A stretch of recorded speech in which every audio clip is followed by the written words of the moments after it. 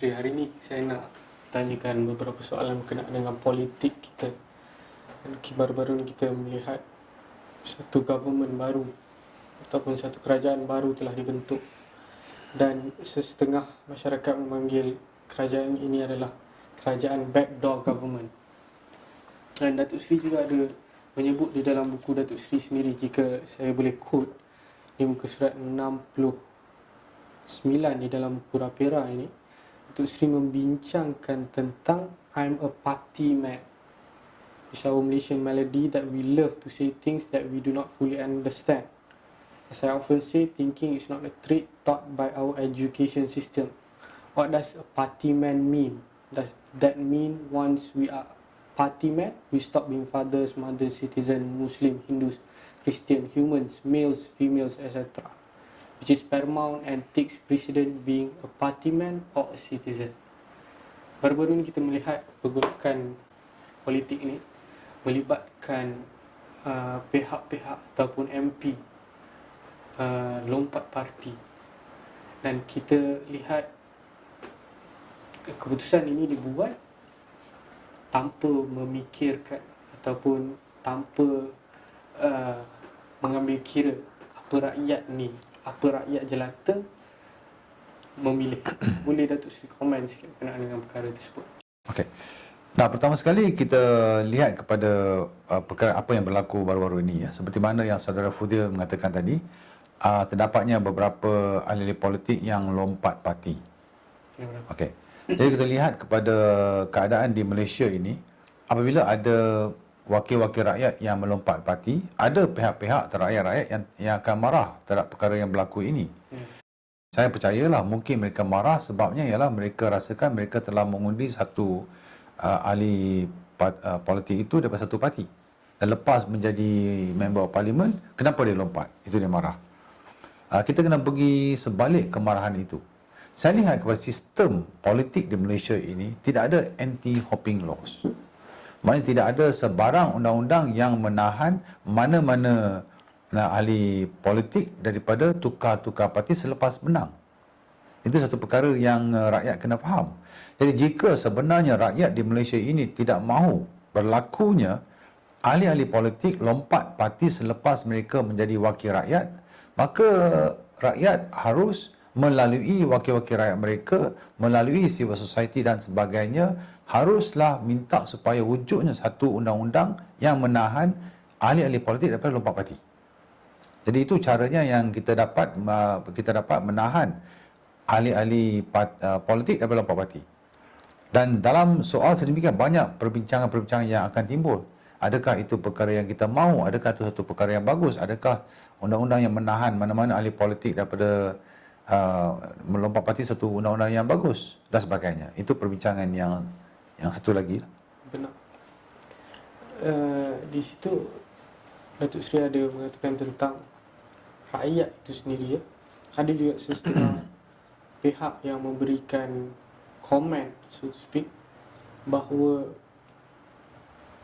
berlakunya perkara-perkara ini adalah berdasarkan ketidakpuasan rakyat itu sendiri terhadap kerajaan. Jadi macam mana Datuk Seri boleh see in the future, di dalam masa depan, perkara ini tidak akan berlaku selain daripada establishing a law ataupun anti-hopping law? Apakah perkara-perkara lain yang boleh kerajaan lakukan untuk memastikan sesuatu parti yang dipilih oleh rakyat ini dapat mengekalkan kuasa dan memastikan pentadbiran itu dijalankan dengan baik? Okay. Saya jawab, ya. Kalau kita nak lihat dari segi, kita analisa dari segi bagaimanakah kerajaan akan mengekalkan atau mewujudkan satu suasana di mana parti-parti yang dipilih itu tidak bertukar. Itu soalan saudara, kan? Saya rasa itu satu perkara yang sangat susah. Sebab kita kena lihat kembali balik kepada sistem sistem politik yang ada di negara ini. Itu banyak saudara Fudil, kalau saudara Fudil baca pada buku saya Rapera itu, saya telah tulis beberapa bab-bab berkaitan dengan perlunya satu perubahan yang radikal terhadap sistem politik dalam negara kita ini. Jadi dalam sistem politik yang ada sekarang ini, kita lihat sangat mudah sekali. Selepas satu pilihan raya, yang masuk ke parlimen ialah 220 orang wakil rakyat. Ya. Jadi rakyat telah memilih 222 wakil rakyat yang masuk ke dalam parlimen. Itu yang berlaku selepas mana-mana pilihan raya.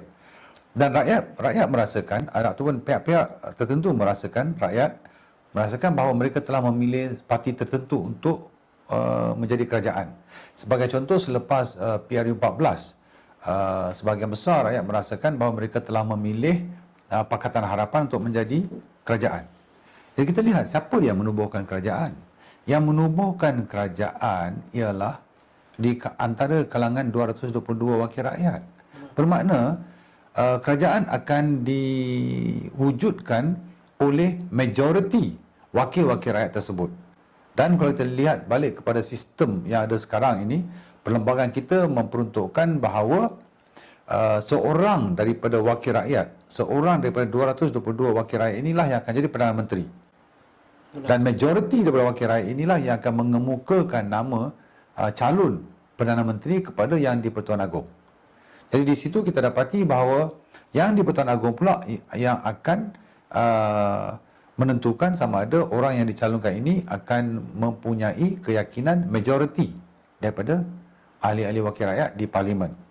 Jadi apa yang saya cuba tekankan di sini ialah sistem kita menunjukkan bahawa yang akan menentukan kerajaan akhirnya pada praktikalnya ialah majoriti 222 wakil rakyat.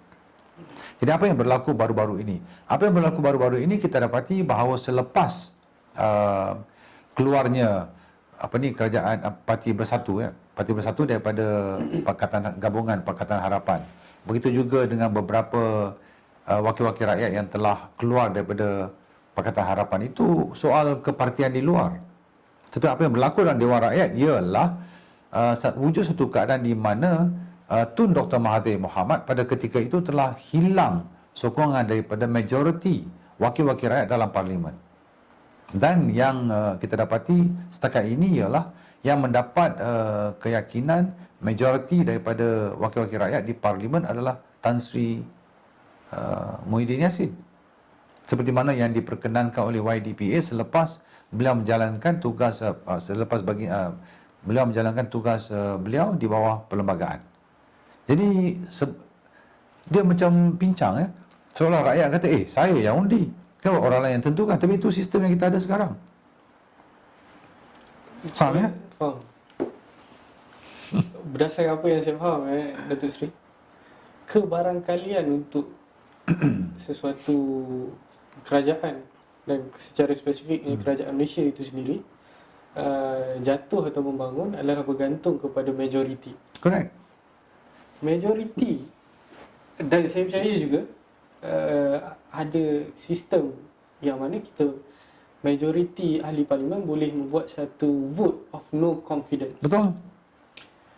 Dan perkara ini sebelum terjadinya kejatuhan kerajaan baru-baru ini, saya sendiri tidak pernah foresee ataupun percaya perkara ini boleh kerajaan itu sendiri, pembentukan kerajaan itu sendiri boleh menjadi sesuatu perkara yang volatile, so to speak. Jadi Datuk Seri sendiri rasa adakah kerajaan kita as it stand pada masa ini sendiri, adakah kebarangkalian vote of no confidence itu diutarakan di persidangan selepas ini? Okay. Apa yang Saudara Fudil bangkitkan tu penting sebab Cik Fudil bangkitkan ciri-ciri dalam sistem demokrasi berparlimen di Malaysia. Sama ada ciri-ciri sesuatu ciri-ciri yang bagus atau tidak itu boleh dibincang dan dihuraikan. Dari segi sama ada satu vote of no confidence akan dikemukakan nanti, saya tidak dapat menjangkanya. Tetapi secara teorinya dan secara apa yang dibenarkan dalam demokrasi berparlimen, sekiranya mereka yang mengatakan kerajaan sekarang ni kerajaan pintu belakang dan sebagainya, yang saya rasa istilah itu istilah yang tidak tepat langsung, sebab kerajaan yang wujud sekarang adalah kerajaan yang telah diwujudkan melalui proses perlembagaan dan undang-undang yang telah dilalui oleh Yang di-Pertuan Agong itu sendiri. Jadi tak ada masalah. Jadi kalau benarlah kerajaan ini adalah kerajaan yang tidak direstui oleh rakyat dan sebagainya, seperti mana yang Saudara Fudir mengatakan, the best test is, kita lihat pada bulan Mei, 18 hari bulan, adakah satu vote of no confidence akan dikenakan terhadap kerajaan Perikatan Nasional? Dan sekiranya satu vote of no confidence tidak dikenakan terhadap kerajaan Perikatan Nasional, itu bermakna kerajaan ini bukan satu kerajaan yang sah, yang mendapat sokongan daripada majoriti di dalam Dewan Rakyat. Baik, Datuk Seri. Saya ingin quote because Datuk Seri ada mention one of the chapters dalam buku Rapira ni sendiri.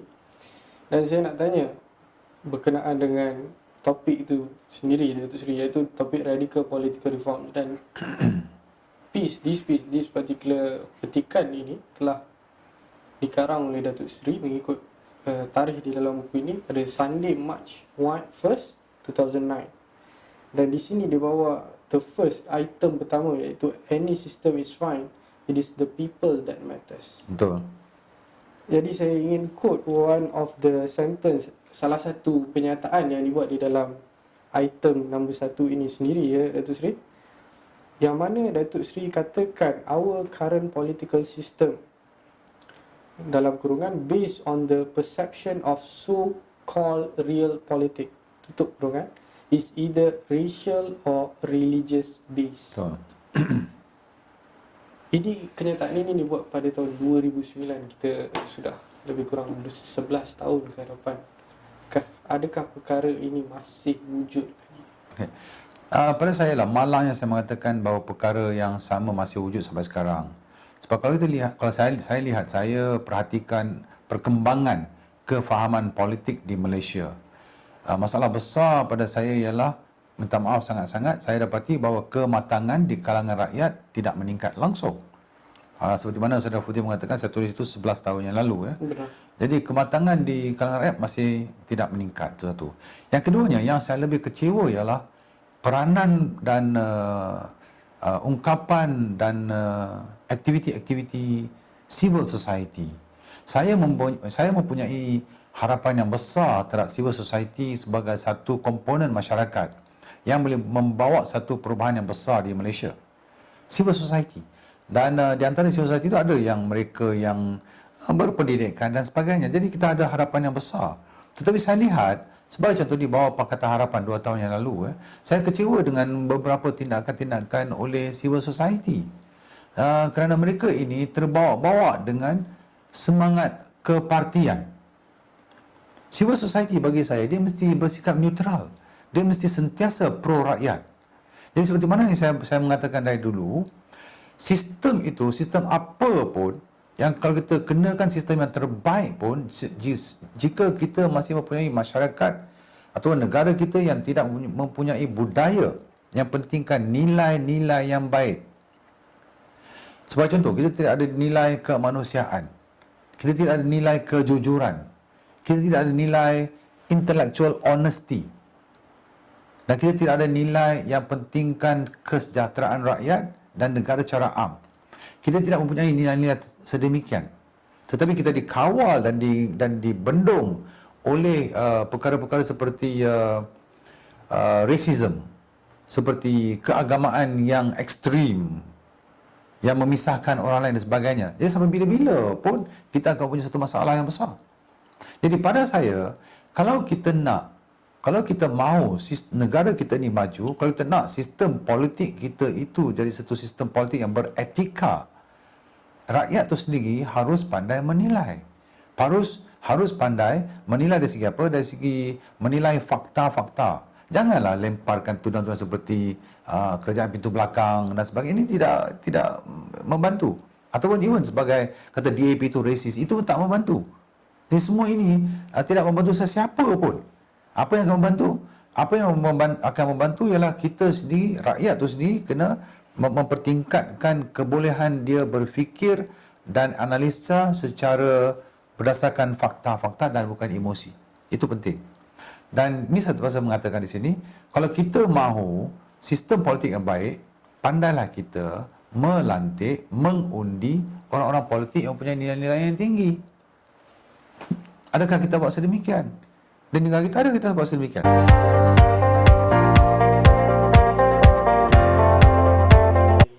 kasih kerana menonton Rapira TV dan jangan lupa untuk like dan subscribe Rapira TV untuk mendapatkan notifikasi tentang video-video yang akan datang. Terima kasih.